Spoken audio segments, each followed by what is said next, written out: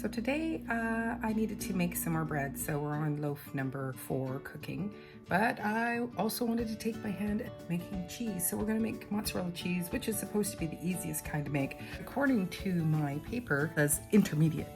So I've never made it before, so I thought, why don't you come along and see how it's all going to be done and whether it's going to work or not. Yay! So to start, we are going to be putting our milk, and I was able to get this whole milk, which is from the farmhouse, and it's natural. Well, it says natural cheeses. This is the milk part, but cream on the top. So this is non-homogenized milk. A little bit more expensive, but the company, the kit that I got, they recommended to use this brand that I bought. So that's what I'm going to start doing. So we have to throw it into our pot. I think we should go wash our pot. And we're gonna pour the milk in. Pour it in slowly. And this has got the cream in it. So they actually recommend, like, you can separate the cream out, but they recommend you shaking it gently. And then I'm just to pour it in gently into our pot. Whoa. I've never had cheese with, or milk with cream right in it. And I bought a kit. I'll explain why in a minute. So we need 1.5 teaspoons of citric acid. So I bought a kit just because then it's all laid out for me. Give myself the shot of, you know, following instructions. And I've watched a couple of videos. So I have no idea how it all pans out.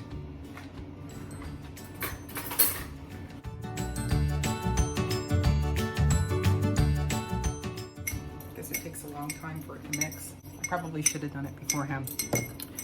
So I would like to buy some raw milk, and I haven't quite procured that.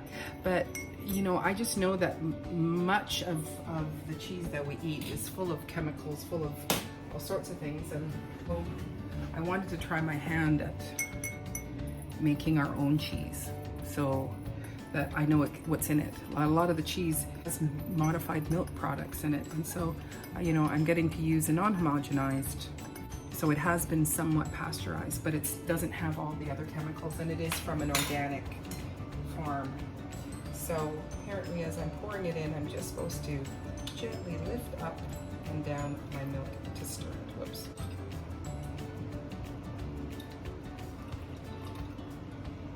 This is the milk stir, they call it. Where I'm not stirring it, I'm just actually lifting the spoon up and down. That apparently is supposed to stir it in.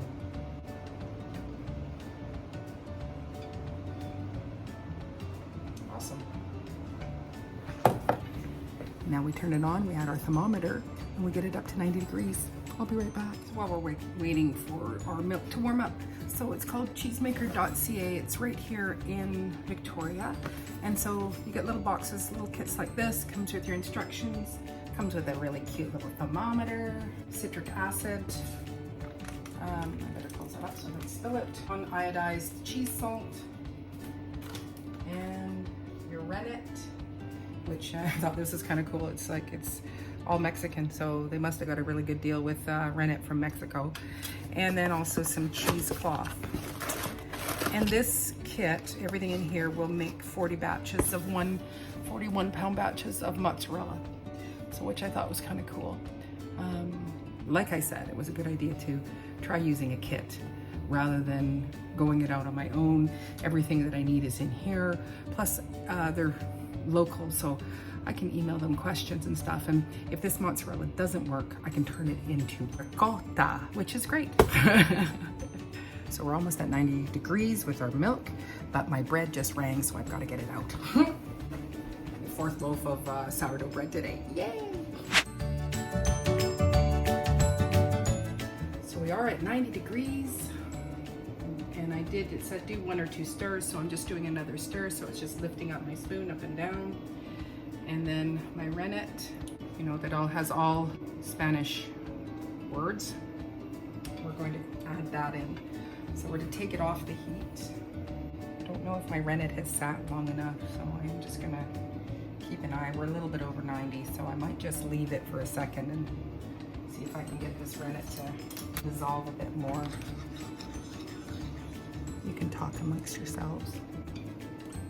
So I'm supposed to gently pour it in while I'm doing the up and down motion. The great thing is that I've got this lifetime cookware that really maintains the heat, you know, because they recommend that you put it on, you know, a water bath or some sort of heating element or something like that to keep it warm. So this lifetime cookware, it'll keep it very hot. My cream is all, I can still see my chunks of cream. All right.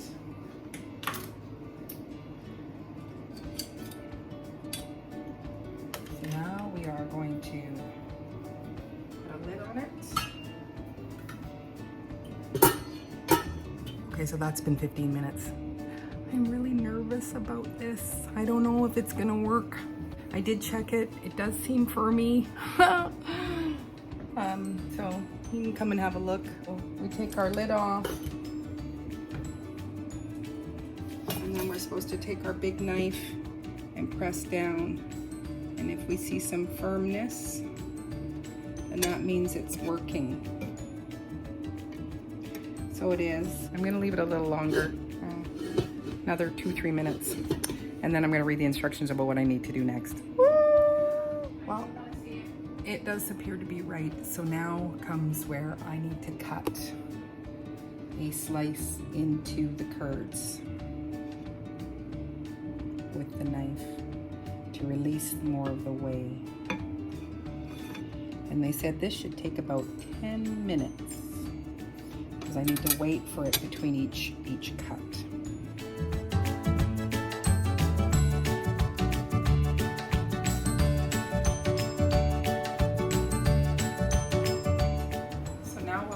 Reheating up again, I'm supposed to lift gently the curds, break them up. Ooh, this looks kind of cool. Oh, because that will release more of the whey out of the curd. Ooh, see that?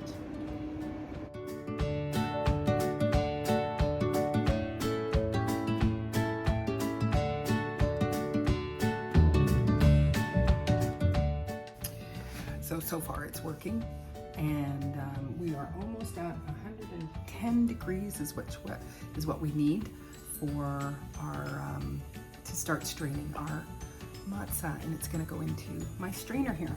So then I'm just to carefully lift it out, pieces of it out.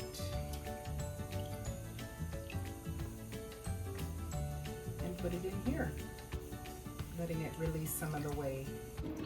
It says I can move it around but to not press it as of yet.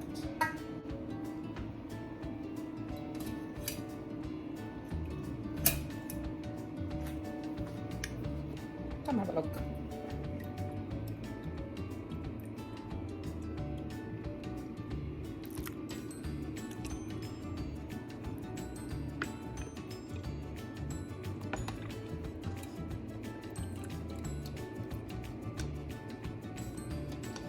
Just going to move it around to let it drain.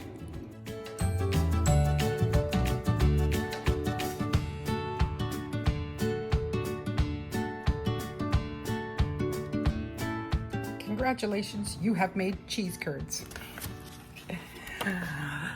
So I think it's worked. So let's go and see. Here's our cheese curd. And now I'm supposed to put it out onto a cutting board, and I've officially made cheese curd. Let's go see what we need to do next. Yay! So here's our cheese curd, and now we can cut it.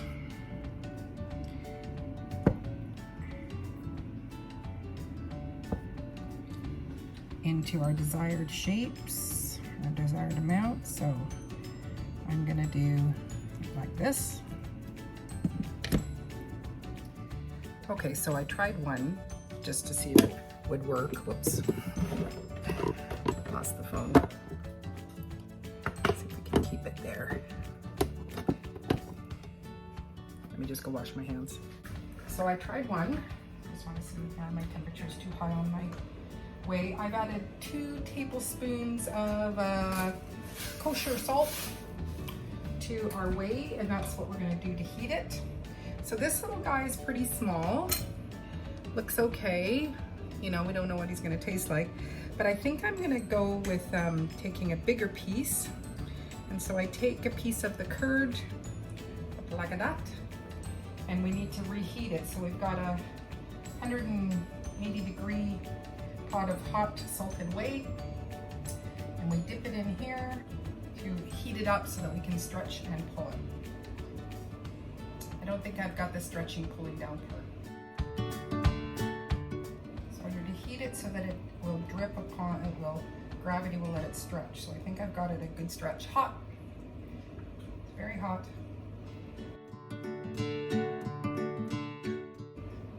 Yeah, this larger piece seems nicer for me.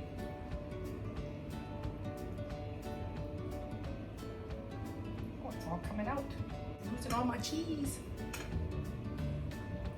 So now we are to stretch it and to fold it over on itself. I'm keeping myself over the pot to, you know, get rid of the juices. I probably need to watch another video on the stretching part.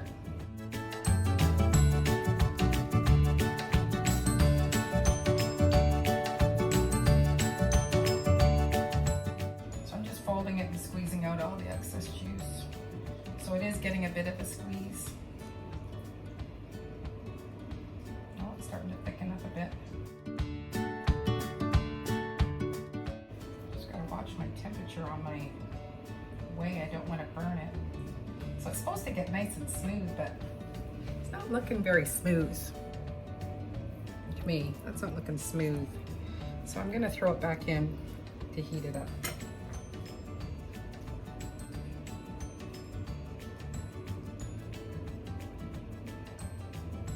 Yeah, that's heating up the outside nicely, but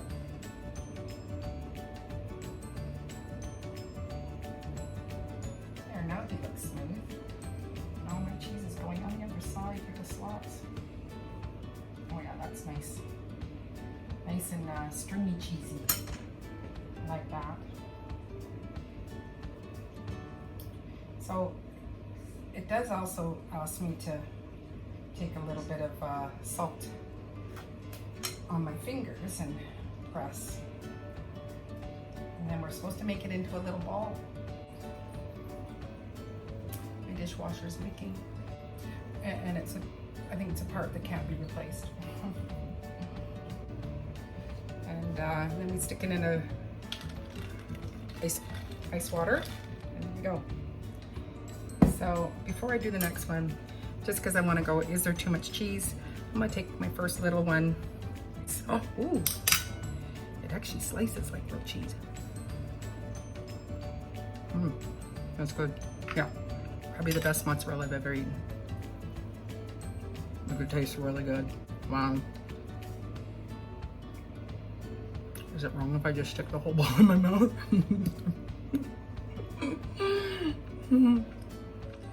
All right, so one got eaten and one's half eaten. He's nice and firm. This one's a little softer, so he'd be more like a buffalo cheese. And then this was the one that I couldn't get to stretch at all. He's like dough, so he will be more like, again, for a caprese salad. I've just left them in the fridge for a little bit. So I don't really know why the last one wouldn't heat and just kept crumbling. So that'll be something I have to investigate. But overall, I'm pretty pleased with my little cheese turnout that I have. I get 3 days to eat all this delicious cheese. Yay. And then I've got all that fresh bread, so yay. Have a great evening.